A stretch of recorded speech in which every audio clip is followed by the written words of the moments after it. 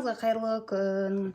Қал жағдайларыңыз қалай? Бүгін мен сіздерге трейдингтегі шындық туралы осылай ютубқа видео түсіріп айтқым келіп отыр. Өйткені көпшілік трейдерлерде ютубта былай видео түсіріп айта бермейді ғой, тек қана рилста айтады, стористарында айтады ғой шындықтарды ше. Мен осылай қазақша трейдингтің шындығы туралы өзімнің ютуб каналыма салғым келіп видео түсіріп жатырмын. Жалпы трейдингте 1,5 жыл жүріп түсінгенім, трейдинг болғанда трейдингтің түрлері көп қой. Мен именно акциямен айналысам. Және де акцияны білесіздер, 2024 жылдың көктемінде Ботахан деген кісі Қазақстанға дұрысынан анализі, дұрыс стратегияны әкелгеннен кейін барып, бүкіл қазақстандықтар акцияны түсініп, дұрыстап пайдаға шықты. Оған дейін әркім әртүрлі смарт мани деп, индикатор деп, тағы бір нәрселер деп қуып жүрді ғой. Әрқайсысы ар жақта лағып жүрді. Ботахан келді, студенттерді оқытып бастады. Содан кейін барлығының көзі ашылып табыстау кетті. Сол Ботаханның мен 3 шәкіртінен оқыдым да. 3 шәкіртінен болғанда бір кісіден бір бөлек оқыдым. Одан кейін Айдахан мен Алтынай ханым деген 2 қыз бар. Сол кісілерден оқыдым. Олардың жаңағы сабақтарын қарап отырып, маған осындай инсайт келді да.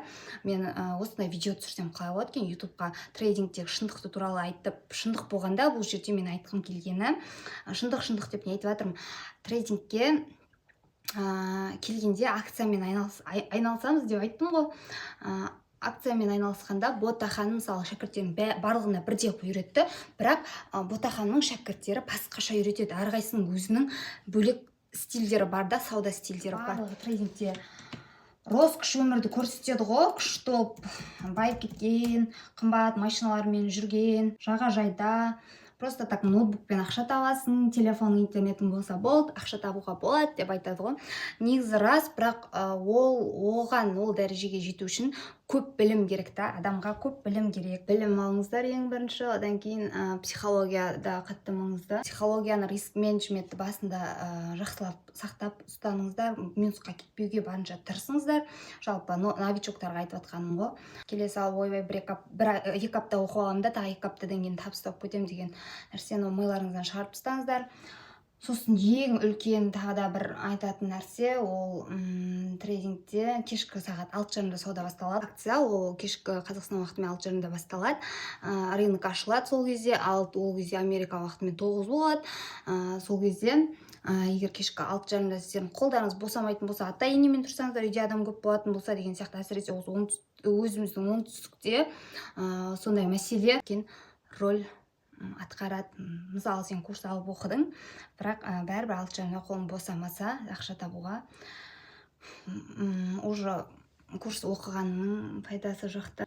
Трейдинг оқысам деп басқа нәрсемен айналысып жүріп, сосын бір ақша түскенде курсын алып аламын да, оқимын деп өйтіп жүрмеу, одан да барынша осындай ютубтағы тегін видеоларды көріп, ақпарат жинап, сіздікі ма, трейдинг сіздікі емес па, соны біліп алып барып курс алсаңыздар. Сосын жаңа айттым ғой, мен 2 кісіден оқыдым, жалпы мен офлайн оқығаным бар. Сосын Мұхамеджан Лаура деген апай бар, алтын тонап жүрген кісі, ол кісі Хауезиге өтіп кетті.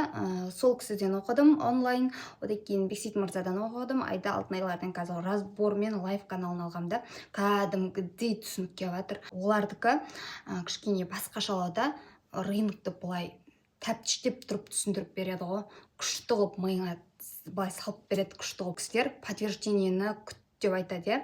Басындағы минуттарды жібер, содан кейін өзіңнің уровеніне, анализіне сай лифт беріп жатса, кіріп, өзің профитіңді $3 ұста да, солай тұрақтылықты, дисциплинаны сақта деп үйретеді. Ал Бексейт мырзада ол анализін жасайсың, схемаңды сызасың, жаңа уровеньге келіп, сразу отказ алып кетіп жатыр ма, лонгқа ашып, или лонгқа барып, жоғарыдан отказ алып жатса, шортқа ашып, солай өздерінің пайдаларын сразу маркет ашылғаннан негізі көбінесе тауып алады да Бексейт мырза, оның шәкірттері.